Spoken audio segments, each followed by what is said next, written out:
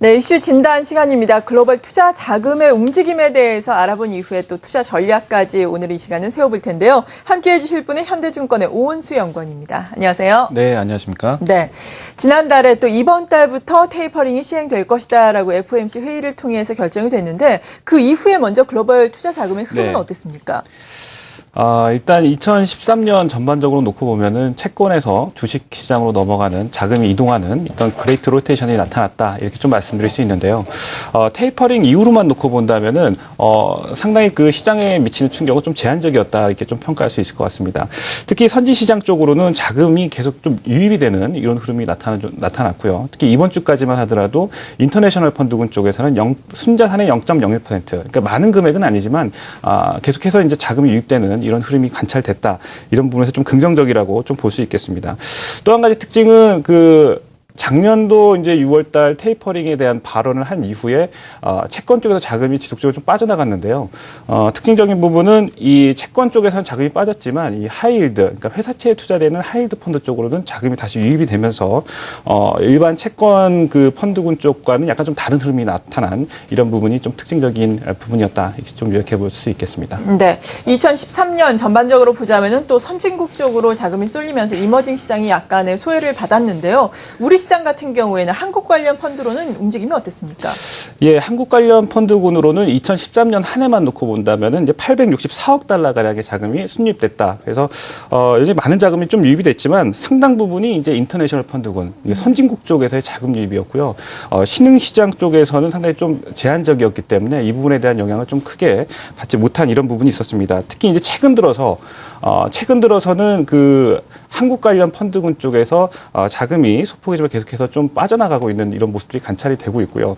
이번 주까지만 하더라도 이번 주에도 한 5억 달러 가량의 자금이 한국 관련 펀드군에서 좀 빠져나가고 있어서 지금 테이퍼링 이후에 오히려 그 신흥 관련된 펀드군 쪽에서는 자금이 계속 빠져나가고 있는 이런 약간 좀 그 선진국과는 상반된 모습이 나타나고 있습니다. 네, 역시나 신흥 시장과 선진 시장 좀 차별화 양상이 계속해서 투자 자금의 흐름에 있어서도 나타나고 있다라고 말씀을 해주셨는데 그렇다면 앞으로는 어떨 것으로 전망을 하세요?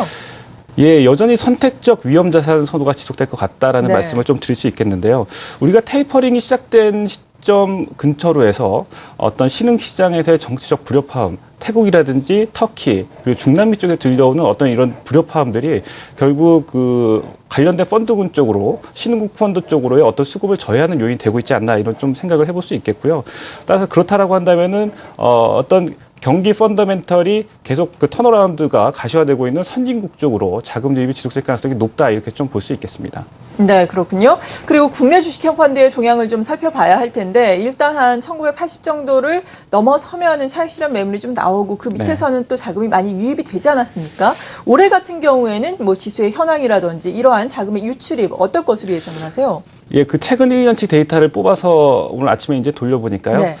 트리거 포인트는 1950포인트 정도가 될 것 같습니다. 그 이상 구간에서는 이제 환매가 나오고 그 이하 구간에서는 이제 스마트머니가 유입되는 이런 패턴들이 반복이 됐고요. 올해에도 이런 부분도 좀 계속 진행이 될 것 같습니다.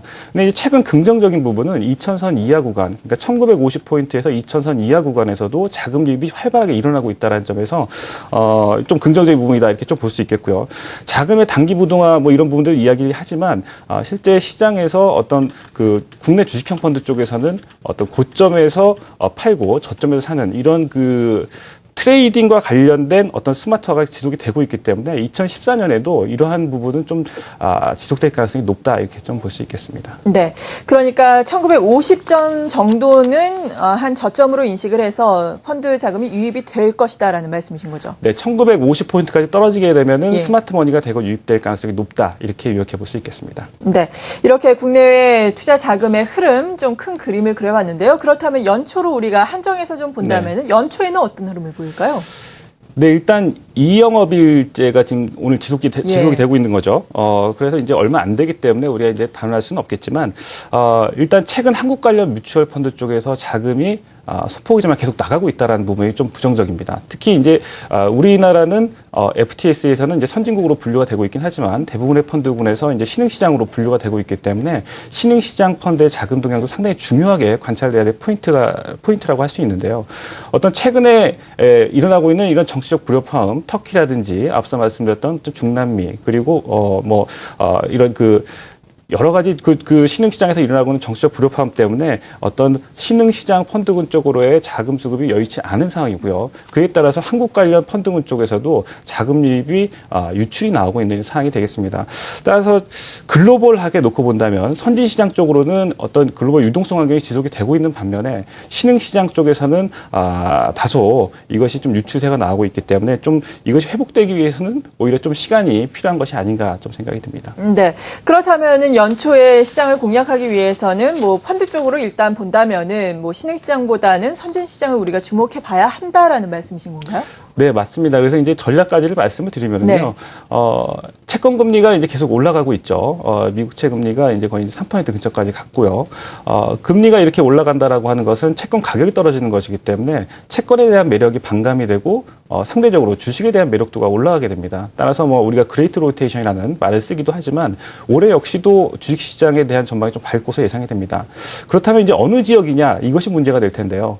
앞서 수급적으로도 말씀을 드렸지만 신흥시장 쪽보다는 선진시장이 더 유리해 보인다라는 거고요. 이러한 자금 동향은 올 상반기 내까지도 이어질 가능성이 높다라는 말씀을 드립니다. 우리가 이 자금 동향을 통해서 우리가 얻을 수 있는 키는 이 자금 동향은 한번 추세가 쓰면은 지속되는 경향이 있기 때문에 이미 작년 하반기 이후부터 어떤 선진시장 쪽으로의 자금 동향은 계속 쭉 이어져 오고 있는 상황이 되겠습니다. 따라서 올 상반기까지도 이러한 가능성이 이어질 수 있다 이렇게 좀 보시면 될 것 같고요. 따라서 채권에 대한 비중 축소 그리고 주식 그리고 선진시장 쪽 특히 선진시장 쪽에 대해서 우리가 좀 관심 있게 봐야 될 부분이 아닌가 생각이 됩니다. 네. 그리고 신흥시장 내에서 그래도 우리 증시가 좀 차별화가 된다. 우리는 좀 네. 다르다라는 이야기를 하고 있는데 신흥시장 내에서도 우리의 투자 매력도가 좀 높다라고 평가를 할 수 있을까요? 이 부분은 어떻게 보세요? 네, 이제 모건스테인이나 이런 쪽에서 어떤 2014년에 가장 위험한 국가군 중에 하나 이렇게 했을 때 여러 가지 터키라든지 네. 브라질이라든지 이런 몇 개 나라를 선정하기도 했지만 국내 이 선정하게 된 배경 자체가 이제 어떤 경상수지가 계속 적자가 나고 있고 그리고 재정수지가 적자를 보이고 있는 이런 국가군들입니다. 계속해서 돈이 빠져나가고 있는 국가, 특히 테이퍼링이 됐을 때 외국인 투자 자금이 빠져나간다고 하면은 아무래도 외환 변동성이 높아지면서 시장에 충격을 줄 수밖에 없겠죠.